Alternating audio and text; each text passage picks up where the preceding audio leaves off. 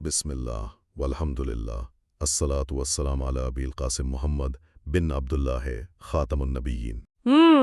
جزاک اللہ۔ آج کی اس نشست میں اس گہرے مطالعے میں چاہتا ہوں کہ ذرا ایک وائی فائی سگنل کا تصور کیا جائے۔ Wi fi signal? اچھا۔ جی بالکل، مطلب آپ اسے اپنی آنکھوں سے دیکھ نہیں سکتے نا، آپ اسے چھو نہیں سکتے اور نہ ہی اسے سونگھ سکتے۔ بالکل صحیح بات ہے، وہ بالکل غیر مرئی ہوتا ہے۔ ہاں، لیکن جیسے ہی آپ کا آلہ مطلب آپ کا فون یا لیپ ٹاپ اس اندیکھی لہر سے جڑتا ہے تو کیا ہوتا ہے؟ 1 سیکنڈ کے اندر ڈیٹا ڈاؤن لوڈ ہونے لگتا ہے، نظام ہیک ہو سکتے ہیں۔ جی، اور ہارڈ ویئر کے اندر ٹھوس نظر آنے والی تبدیلیاں بھی رونما ہوتی ہیں۔ بالکل یہی بات۔ تو اب ذرا سوچئے، کیا یہ ممکن ہے کہ ہم انسانوں کے درمیان بھی اسی طرح کا ایک اندیکھا بالکل خاموش سا نیٹ ورک موجود ہو؟ یعنی ایک انسانی وائی فائی نیٹ ورک؟ ہاں، ایک ایسا نیٹ ورک جہاں ہماری نیتیں، ہماری سوچیں اور خاص طور پر ہماری نگاہیں ان وائی فائی سگنلز کی طرح ایک دوسرے پر اثر انداز ہو رہی ہوں۔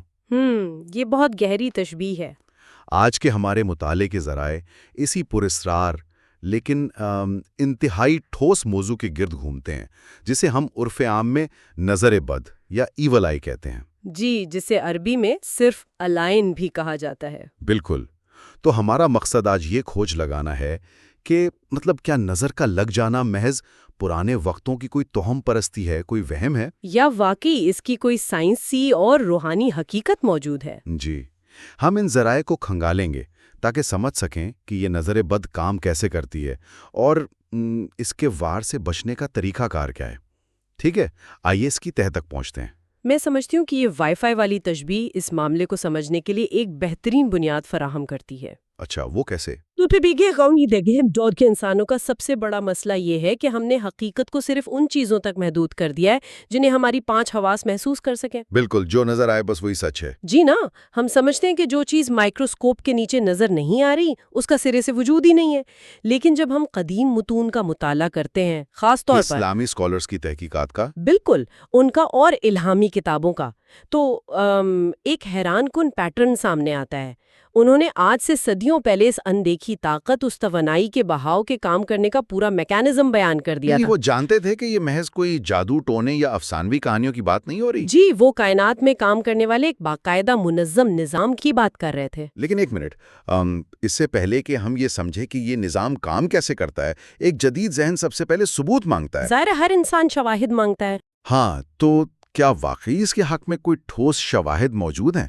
میرا مطلب ہے، کیا یہ محض ایک ایسا تصور نہیں جسے لوگوں نے اپنی ناکامیوں یا اچانک ہونے والی بیماریوں کا جواز بنانے کے لیے گھڑ لیا ہو؟ یہ شک بالکل فطری ہے، اور اسی لیے ہمارے ذرائع اس کا آغاز براہ راست قرآن مجید اور سنت نبوی صلی اللہ علیہ وسلم کے شواہد سے کرتے ہیں۔ تو پہلا حوالہ کیا ہے اس حوالے سے؟ سب سے طاقتور حوالہ سورت القلم کی آیت 51 ہے، جس کا مفہوم کچھ یوں ہے کہ اور کافر تو ایسے لگتے ہیں کہ جب قرآن سنتے ہیں تو آپ کو اپنی نگاہوں کی شدت سے پھسلا دیں گے۔ اپنی نگاہوں سے پھسلا دیں گے؟ جی، اور کہتے ہیں کہ یہ تو دیوانہ ہے۔ اب اگر ہم امام طبری اور ابن کثیر جیسے مفسرین کے کام کو دیکھیں تو وہ بتاتے ہیں کہ کفار مکہ کا حسد اور عداوت اس حد تک بڑھ چکی تھی کہ وہ محض غصہ نہیں کرتے تھے، تو پھر وہ اور کیا کرتے تھے؟ وہ باقاعدہ اپنی نگاہوں کو ایک ہتھیار کے طور پر استعمال کرتے تھے۔ ایک ہتھیار؟ ارے واہ، یہ تو بہت حیران کن ہے۔ جی بالکل، وہ باقاعدہ ایسے لوگوں کو ڈھونڈ کر لاتے تھے جو اس اندیکھی توانائی کو یعنی نظر کو استعمال کرنے میں ماہر سمجھے جاتے تھے۔ یعنی وہ پروفیشنلز کو ہائر کرتے تھے اس کام کے لیے؟ ہاں، تاکہ وہ نبی کریم صلی اللہ علیہ وسلم کو جسمانی یا نفسیاتی طور پر نقصان پہنچا سکیں۔ یعنی وہ باقاعدہ ایک ٹارگیٹڈ حملے کے طور پر اپنی نگاہوں کو استعمال کرنے کی کوشش کر رہے تھے۔ یہ تو واقعی مطلب رونگٹے کھڑے کر دینے والی بات ہے۔ بالکل، لیکن یہ تو ایک قرآنی پس منظر ہو گیا۔ احادیث میں بھی اس کے بہت واضح شواہد موجود ہیں۔ جی ہاں، میں نے نوٹس میں ایک واقعے کے بارے میں پڑھا تھا، سہیل بن حنیف کا واقعہ۔ جی، بہت مشہور واقعہ ہے۔ ایمانداری کی بات ہے، جب میں اسے پڑھ رہا تھا تو مجھے لگا کہ یہ جدید میڈیکل سائنس کے اعتبار سے ناممکن سی بات لگتی ہے۔ ذرا اس واقعے کو سامنے لائیں، کیا ہوا تھا اس میں؟ جی، وہ عامر بن ربیعہ اور سہیل بن حنیف رضی اللہ عنہما کا واقعہ ہے۔ ہوا کچھ یوں کہ سہل بن حنیف غسل کرنے کے ارادے سے پانی کے قریب گئے۔ اچھا، انہوں نے اپنا اونی جبہ اتارا۔ اب سہل بن حنیف کی رنگت بہت خوبصورت اور جلد انتہائی صاف اور چمکدار تھی۔ اور عامر بن ربیعہ وہاں موجود تھے، رائٹ؟ جی، عامر وہاں موجود تھے۔ انہوں نے جب یہ دیکھا تو بے ساختہ ان کی زبان سے نکلا، میں نے آج تک اتنی خوبصورت اور چھپی ہوئی جلد نہیں دیکھی۔ تو بس اتنی سی بات پر مسئلہ ہو گیا؟ ان ذرائع کے مطابق یہ الفاظ ادا ہونے کی دیر تھی کہ سہل بن حنیف وہیں پانی میں گر گئے اور بے ہوش ہو گئے۔ او میرے خدایا، مطلب وہیں موقع پر گر گئے؟ جی، وہیں بے ہوش ہو گئے۔ جب نبی کریم صلی اللہ علیہ وسلم کو اس کی خبر ہوئی تو آپ فوراً وہاں پہنچے۔ اور پھر آپ صلی اللہ علیہ وسلم نے کیا کیا؟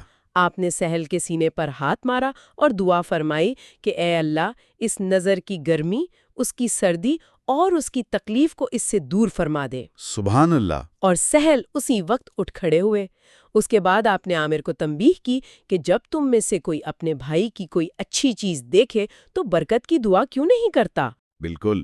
اور اسی تناظر میں آپ کی وہ مشہور حدیث بھی ہے نا کہ العین حق، یعنی نظر کا لگنا حق ہے۔ جی، اور آپ صلی اللہ علیہ وسلم نے یہ بھی فرمایا کہ اگر کوئی چیز تقدیر پر سبقت لے جانے والی ہوتی تو وہ نظر بد ہوتی۔ رکیں ذرا اس بات کا تجزیہ کرتے ہیں۔ جی بالکل۔ کوئی آج کا ڈاکٹر اگر یہ سنے تو وہ فوراً کہے گا کہ سہل بن حنیف کو اچانک کارڈیک اریسٹ ہوا ہوگا یا شاید کوئی مرغی کا دورہ پڑا ہوگا۔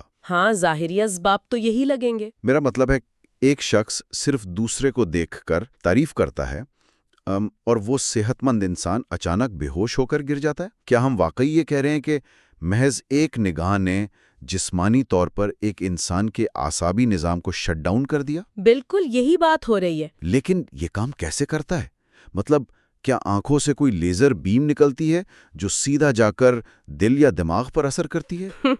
یہی وہ مقام ہے جہاں اسلامی اسکالرز جیسے امام ابن حجر رحمہ اللہ نے بہت گہرا تجزیہ کیا ہے۔ اچھا، انہوں نے کیا کہا اس بارے میں؟ وہ کہتے ہیں کہ یہ کوئی لیزر بیم نہیں ہے، بلکہ اسے ایک غیر مرئی یعنی نہ نظر آنے والے زہر کی طرح سمجھیں۔ زہر؟ ایک اندیکھا زہر؟ جی، ان کے مطابق انسانوں کی طبیعتیں مختلف ہوتی ہیں۔ نظر لگانے والے کی آنکھ سے ایک خاص قسم کی زہریلی لہر ہوا کے ذریعے سفر کرتی ہے اور ہدف کے جسم میں داخل ہو جاتی ہے۔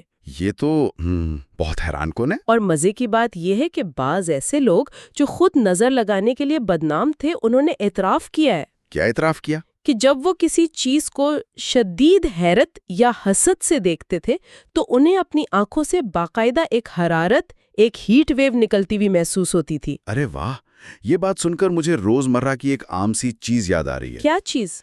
دیکھیں، ہم اکثر مشاہدہ کرتے ہیں کہ ایک کمرے میں بیٹھے ہوئے کسی ایک شخص کو جمائی آئے تو اسے دیکھ کر دوسروں کو بھی جمائی آنے لگتی ہے۔ بالکل، یہ بہت عام سی بات ہے۔ یا پھر اگر آپ کے سامنے کوئی انتہائی پرجلال یا غصے والا شخص آ جائے تو محض اس کے دیکھنے سے آپ کا چہرہ خوف سے پیلا پڑ جاتا ہے یا کبھی شرم سے سرخ ہو جاتا ہے۔ صحیح، جسمانی رد عمل ہوتا ہے۔ مطلب اس نے آپ کو چھوا تک نہیں، اس نے شاید بات بھی نہیں کی، لیکن محض اس کی نگاہ کی شدت آپ کے خون کی گردش کو، آپ کے اعصابی نظام کو بدل رہی ہے۔ کیا ہم اسی قسم کے میکانزم کی بات کر رہے ہیں؟ آپ نے بالکل درست کنیکشن بنایا ہے۔ یہ ارواح اور نفسیات کا جسم پر اثر ہے، اور امام ابن القیم نے اسی میکانزم کو مزید کھول کر بیان کیا ہے۔ اچھا، ان کا کیا نظریہ ہے اس پر؟ وہ کہتے ہیں کہ اصل مسئلہ آنکھ کا نہیں ہے۔ آنکھ تو صرف ایک کیمرے کا لینس ہے، ایک کھڑکی ہے۔ تو پھر اصل چیز کیا ہے؟ اصل اثر روح کا ہوتا ہے۔ جب کسی شخص کے اندر حسد پیدا ہوتا ہے تو اس کی روح ایک زہریلی کیفیت اختیار کر لیتی ہے۔ یہ روح کا زہر ہے جو آنکھوں کے راستے ایک تیر کی طرح باہر نکلتا ہے۔ روح کا زہر؟ یہ اصطلاح بہت بھاری ہے واقعی۔ اسے ابن القیم کی دی گئی ایک حیرت انگیز تشبیہ سے سمجھیں۔ انہوں نے اس کی تشبیہ ایک زہریلے سانپ سے دی ہے۔ سانپ سے؟ وہ کیسے؟ وہ بتاتی ہیں کہ زہر سانپ کے اندر ایک مادی شکل میں موجود ہوتا ہے، لیکن جب سانپ اپنے دشمن کو دیکھتا ہے تو اس کے اندر غصے کی ایک انتہائی طاقتور کیفیت پیدا ہوتی ہے۔ صحیح۔ وہ غصہ اس قدر خبیث ہوتا ہے کہ کچھ سانپوں کی تو محض نگاہ پڑنے سے انسان کی بینائی چلی جاتی ہے یا حاملہ عورت کا حمل گر جاتا ہے۔ کیا واقعی صرف نگاہ سے اتنا نقصان ہو سکتا ہے؟ جی بالکل، یہ بات خود نبی کریم صلی اللہ علیہ وآلہ وسلم کی احادیث سے بھی ثابت ہے، جہاں آپ نے مدینہ میں پائے جانے والے ابتر اور زت طفیلتین نامی سانپوں کا ذکر کیا تھا۔ اچھا، ان کے نام بھی احادیث میں موجود ہیں؟ جی، جو محض اپنی نگاہ کے اثر سے بینائی چھین لیتے تھے اور حمل گرا دیتے تھے۔ اوہ، یہ تو بہت ہی خوفناک ہے۔ تو ابن القیم سمجھاتے ہیں کہ جس طرح اس سانپ کے غصے کی شدت اس کی نگاہ کے ذریعے ایک زہریلا اثر منتقل کرتی ہے، بالکل اسی طرح ایک حاسد انسان کی روح کا حسد نگاہ کے ذریعے ایک مانوی تیر یا اسپرچول ایرو بن کر دوسرے شخص پر حملہ آور ہوتا ہے۔ تو گویا یہ ایک روحانی تیر ہے جو براہ راست آپ کے اعصابی یا روحانی نظام پر وار کرتا ہے۔ ان ذرائع میں بنو اسد کے ایک شخص کا واقعہ بھی ہے جو اس روحانی تیر کو چلانے میں ماہر تھا۔ جی، وہ واقعہ بتاتا ہے کہ اس توانائی کو کس طرح مجتمع کیا جا سکتا ہے، یعنی اکٹھا کیا جا سکتا ہے۔ جی، میں نے نوٹس میں پڑھا تھا کہ وہ خود کو بھوکا رکھتا تھا۔ عرب کے اس شخص کے بارے میں مشہور تھا کہ وہ باقاعدہ اس تیر کو چلانے کی تیاری کرتا تھا۔ وہ 3 دن تک بھوکا رہتا تھا تاکہ اس کے اندر وہ طلب اور حسد کی شدت پیدا ہو۔ 3 دن تک بھوکا، صرف نظر لگانے کے لیے؟ جی، پھر جب کوئی بہترین موٹا تازہ اونٹ اس کے پاس سے گزرتا تو وہ اپنے خیمے سے باہر نکل کر اسے دیکھتا اور کہتا، آج تک میں نے ایسا جانور نہیں دیکھا۔ اور پھر اس کا اثر کیا ہوتا تھا؟ اور حیرت انگیز طور پر وہ جانور چند قدم چل کر ہی زمین پر گر جاتا تھا اور لوگ اسے فوراً ذبح کرنے کے لیے دوڑ پڑتے تھے، تاکہ وہ مرنے سے پہلے حلال ہو جائے۔ یہ تو کمال کی بات ہے۔ اور یہاں تک کہ کفار مکہ نے اسی شخص کی خدمات حاصل کرنے کی کوشش کی تھی تاکہ وہ نبی کریم صلی اللہ علیہ وسلم پر اس زہریلی نظر کا وار کر سکے۔ یہ سب سن کر تو واقعی ایک خوفناک سی تصویر بنتی ہے۔ ہم ایک ایسی دنیا میں جی رہے ہیں جہاں ہر طرف یہ اندیکھے تیر چل رہے ہیں، کوئی بھی کسی بھی وقت ان کا نشانہ بن سکتا ہے۔ بالکل ایسا ہی ہے۔ لیکن آئیے اب اس کے علاج کی طرف آتے ہیں۔ ذرائع میں ایک مخصوص طریقے کا ذکر ہے جو نبی صلی اللہ علیہ وسلم نے عامر بن ربیہ والے واقعے میں تجویز کیا، غسل کا طریقہ۔ جی، غسل اور وضو کا خاص طریقہ۔ لیکن جب میں نے اسے پڑھا تو ایک جدید ذہن کے لیے یہ انتہائی عجیب بلکہ شاید تھوڑا غیر صحت بخش بھی محسوس ہوتا ہے۔ کسی اور کے استعمال شدہ پانی سے نہانا۔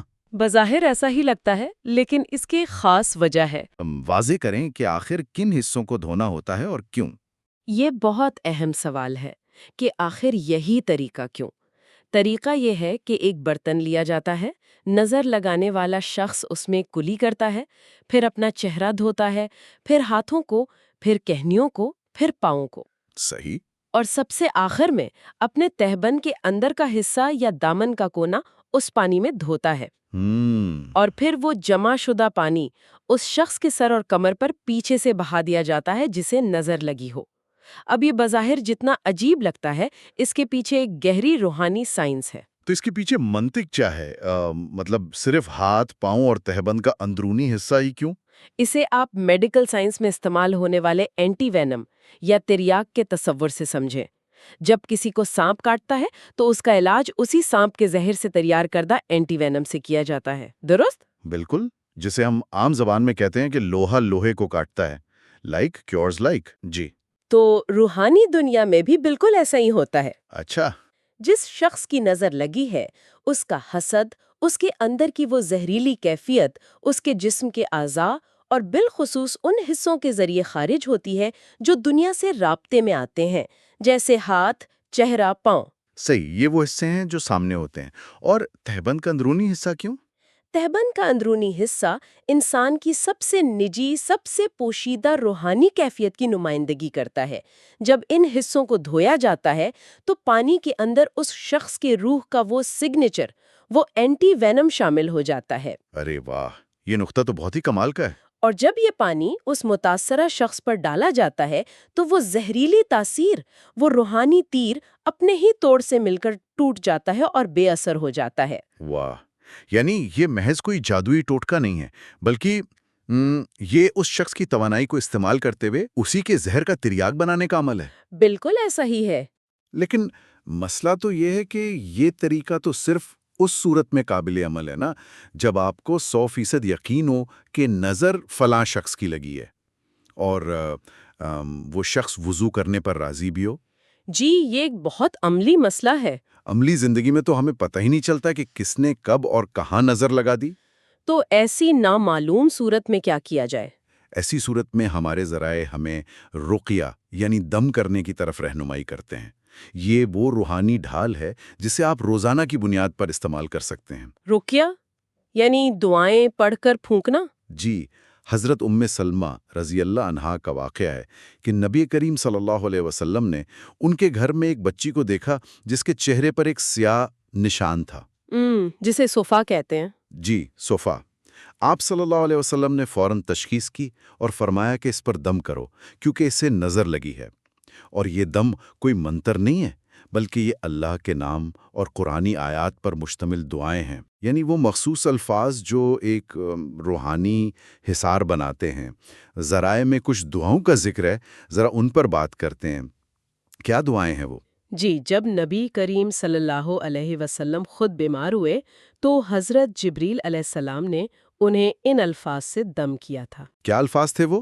بسم اللہ یبریکا اور من کلی دائے یشفیکا، یعنی اللہ کے نام سے وہ آپ کو شفا دے ہر بیماری سے اور ہر حاسد کے شر سے جب وہ حسد کرے۔ سبحان اللہ۔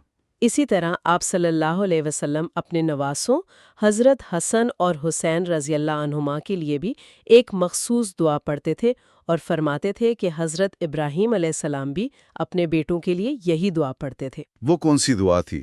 وہ دعا تھی اعیذکما بکلمات اللہ التامۃ من کل شیطان وہامۃ ومن کل عین لامۃ۔ ان دعاؤں سے ایک بات تو صاف ظاہر ہوتی ہے کہ اصل طاقت الفاظ کے اندر موجود اس یقین کی ہے جو اللہ کی ذات پر ہوتا ہے۔ بالکل، توکل سب سے اہم ہے۔ اور اگر ہم دفاع کی بات کریں تو ان ذرائع میں سب سے بنیادی حفاظتی تدبیر یہ بتائی گئی ہے کہ جب بھی آپ کو کسی کی یا اپنی کوئی چیز اچھی لگے تو فوراً برکت کی دعا کریں۔ یہ سب سے پہلا ڈیفنس ہے، یعنی ماشاء اللہ، لا قوت الا باللہ کہیں یا بارک اللہ فیک کہیں۔ اس کا مطلب ہے کہ ہم حسد کے اس تیر کو کمان سے نکلنے سے پہلے ہی توڑ رہے ہیں۔ بالکل، آپ نے درست کہا۔ برکت کی دعا اس زہریلے عمل کے راستے میں ایک رکاوٹ بن جاتی ہے۔ یہ آپ کی روح کو یاد دلاتی ہے کہ جو کچھ بھی اچھا ہے وہ اللہ کی طرف سے ہے، اور اس طرح نفس کا حسد وہی مر جاتا ہے۔ ایک سوال جو میرے ذہن میں مسلسل آ رہا ہے وہ یہ ہے کہ کیا یہ حسد اور نظر بد کا تصور صرف ایک خاص خطے کے لوگوں تک محدود ہے؟ آپ کا مطلب ہے کہ کیا یہ صرف اسلامی دنیا کا تصور ہے؟ جی بالکل، کیا یہ صرف ایک اسلامی تصور ہے یا دیگر تہذیبوں نے بھی انسانی نفسیات کے اس پہلو کو محسوس کیا ہے؟ یہ ایک بہت وسیع اور اہم سوال ہے، اور اگر ہم تاریخی متون کو دیکھیں تو معلوم ہوتا ہے کہ یہ ایک آفاقی، ایک یونیورسل انسانی مسئلہ ہے۔ اچھا، ہر جگہ موجود ہے؟ جی، انسان جہاں بھی رہا ہے، حسد اس کی فطرت کا ایک تاریک پہلو رہا ہے۔ ہمارے ذرائع میں بائبل کے حوالے موجود ہیں جو ثابت کرتے ہیں کہ یہ مسئلہ ہر دور میں تھا۔ کیا حوالے ہیں بائبل میں؟ مثلاً نئے عہد نامے کے خطے تیتس میں، جسے ٹائٹس کہتے ہیں، باب 3 آیت 3 میں انسانوں کی اس تاریک نفسیات کا ذکر ہے۔ وہاں کیا لکھا ہے؟ وہاں کہا گیا ہے کہ وہ خباثت اور حسد میں جیتے تھے اور ایک دوسرے سے نفرت کرتے تھے۔ اسی طرح پرانے عہد نامے میں استثنا یعنی ڈیوٹرانومی کی کتاب کے باب 18 آیات 9 سے 13 میں بنی اسرائیل کو ان تمام اعمال سے سختی سے منع کیا گیا جو جادو، بدشگونی یا ارواح سے متعلق تھے۔ صحیح۔ ان سب کو خدا کے نزدیک سخت مکروہ قرار دیا گیا تھا۔ یہ حوالہ جات اس بات کی تصدیق کرتے ہیں کہ قدیم تہذیبیں اس بات سے بخوبی واقف تھیں کہ جب انسانی روح اپنے تاریک ترین جذبے مطلب حسد کے زیر اثر آتی ہے تو وہ مادی دنیا میں دوسرے انسانوں کے لیے کس قدر تباہ کن ثابت ہو سکتی ہے۔ جی بالکل، اور یہی وجہ ہے کہ ہر الہامی کتاب نے انسان کو خبردار کیا ہے کہ وہ اپنے اندر کی اس منفی توانائی کو قابو میں رکھے اور دوسروں کو اس سے بچانے کے لیے روحانی حصار قائم کرے۔ جی، تو اگر ہم اس سارے گہرے مطالعے کا ایک نچوڑ نکالیں تو یہ واضح ہو جاتا ہے کہ نظر بد کوئی وہم نہیں ہے۔ بالکل، یہ کوئی سپرسٹیشن نہیں ہے۔ یہ ارواح، نفسیات اور اجسام کے درمیان اثرات کا ایک باقاعدہ میکانزم ہے۔ اور آج کے دور میں جہاں ہم ڈیجیٹل دنیا میں رہ رہے ہیں، یہ معلومات عام انسانوں کے لیے کہیں زیادہ اہمیت اختیار کر جاتی ہیں۔ آج کل تو اس کا خطرہ بہت زیادہ بڑھ گیا ہے۔ ذرا سوچئے نا، آج ہم سوشل میڈیا پر بیٹھے ہیں، ہم ہر وقت اپنی بچوں کی، اپنی کامیابیوں کی، یہاں تک کہ اپنے کھانوں کی نمائش کر رہے ہوتے ہیں۔ جی بالکل، ہر چیز کی تصویر اپلوڈ کر دی جاتی ہے۔ اور دوسری طرف اسکرین کے پیچھے ہزاروں ایسی نامعلوم نگاہیں ہیں جن کی نیتوں، ان کے حسد یا ان کے احساس محرومی کا ہمیں کوئی علم نہیں ہوتا۔ وہ مسلسل ہماری زندگیوں میں جھانک رہی ہیں۔ ہم روزانہ نہ جانے کتنے اندیکھے مانوی تیروں کا ہدف بن رہے ہیں۔ یہ سوشل میڈیا والا پہلو واقعی انتہائی قابل غور ہے۔ ہم نے اپنی زندگیاں ایک شیشے کے گھر میں رکھ دی ہیں۔ ہمیں بہت محتاط رہنے کی ضرورت ہے۔ بالکل۔ اور ساتھ ہی ہمیں اپنے رویوں کا بھی جائزہ لینا ہوگا۔ ہم میں سے کوئی بھی مکمل نہیں ہے۔ یہ بھی سچ ہے۔ ہم بھی اسکرول کرتے ہوئے کسی کی خوشی یا کامیابی دیکھ کر دانستہ یا نادانستہ طور پر اپنے اندر حسد کا وہ تیر بنا سکتے ہیں، یا محض اپنی حیرت بھری نگاہوں سے کسی کو نقصان پہنچا سکتے ہیں۔ بالکل، اور اسی لیے یہ بہت ضروری ہے کہ ہم اپنے ان تمام اعمال پر، اپنی نگاہوں کی خیانتوں پر اور دل کے کسی کونے میں پیدا ہونے والے حسد کی ذرات پر اللہ سے معافی مانگیں۔ ہمیں مسلسل استغفار کی عادت ڈالنی چاہیے۔ استغفر اللہ، استغفر اللہ، استغفر اللہ، استغفر اللہ، استغفر اللہ، استغفر اللہ، استغفر اللہ۔ بے شک وہ معاف کرنے والا ہے۔ آج کی اس نشست کو سمیٹنے سے پہلے میں ایک نیا سوال، ایک نیا زاویہ چھوڑ کر جانا چاہتا ہوں۔ آج ہم نے اس پر لمبی بحث کی کہ نظر بد، یعنی انسانی روح کا منفی اور زہریلا جذبہ کتنا طاقتور ہو سکتا ہے۔ جی بالکل۔ وہ کسی صحت مند انسان کو گرا سکتا ہے، بیمار کر سکتا ہے۔ لیکن ذرا اس تصویر کا دوسرا رخ دیکھیں۔ دوسرا رخ؟ جی، اگر انسانی روح کی منفی توجہ، اس کا حسد اتنی زبردست طاقت رکھتا ہے، تو ذرا تصور کیجئے کہ اگر یہی انسانی روح خالص محبت، سچی ہمدردی اور بے غرض خیرخواہی پر مرکوز ہو جائے تو کیا ہوگا؟ سبحان اللہ، یہ تو بہت ہی خوبصورت سوچ ہے۔ اگر ایک حاسد کی نظر مار سکتی ہے تو ایک سچے خیرخواہ کی محبت بھری نگاہ اور اس کے اندر سے نکلنے والی مثبت توانائی کیا کچھ معجزات رونما نہیں کر سکتی؟ بالکل، مثبت توانائی کی طاقت بھی بے پناہ ہوتی ہے۔ یہ وہ سوال ہے اور وہ سوچ ہے جس پر ہم سب کو غور کرنا چاہیے کہ ہم اپنی روح کی طاقت کو کس رخ پر استعمال کر رہے ہیں۔ ھذا ما عندی واللہ ورسولہ اعلم بالصواب۔